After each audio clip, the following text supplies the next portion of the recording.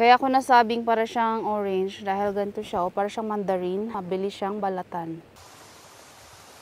Good morning everyone. So kung nakikita nyo ito guys, it looks like mandarin orange but lemons to. So now, mag-harvest ako. Nakaraan ko pa siya gustong harvestin dahil hinog na talaga siya. So ang gustong-gusto ko dito, juicy siya masyado. Malambot siya. Sarap to. Ito talaga yung nagustuhan ko dito sa lemon na to.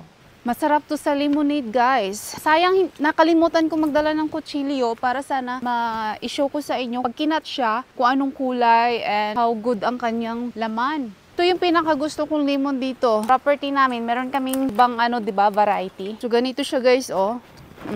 Ito yung mga mostly nakikita nyo sa local market dito sa Panama.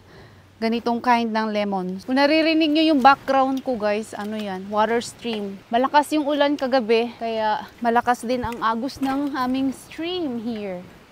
Sarap mag-harvest. Ang ganda ng umaga. Sulitin na natin ang beautiful morning. Dahil for sure mamaya, hapon, uulan na naman. Rainy season kasi dito sa Panama guys. And then yung aking sayote, mag-harvest na naman ako mamaya. After nito, bago siya kainin ng mga animals. Uy, ano, lambot. Juicy yan. Sarap mag-lemonade.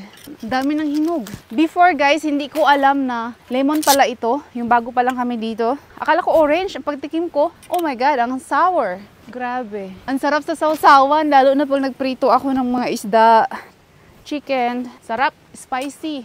Nakabihis na ako ng ganito guys dahil aalis kami mamaya. Pupunta kaming town. Ganito na ako para ready na. Yan, meron pa. So ito na lahat yung hinarvest ko guys. Yung iba green pa. Kaya ako nasabing para siyang orange dahil ganito siya, o para siyang mandarin, mabilis siyang balatan. Ayan may lalo na yung mga hinog talaga. O malambot siya. Ibang-iba yung sa Mayor lemons. Ayun yung sa isa pang lemon na meron kami. Makapal yung balat nun. This one, thin, and para talaga siyang mandarin. Diba? Madaling balatan. Yan, so yun lang. Ito yung kagandahan dito sa aming property. Nag-i-enjoy talaga ako for harvesting. Thanks for watching.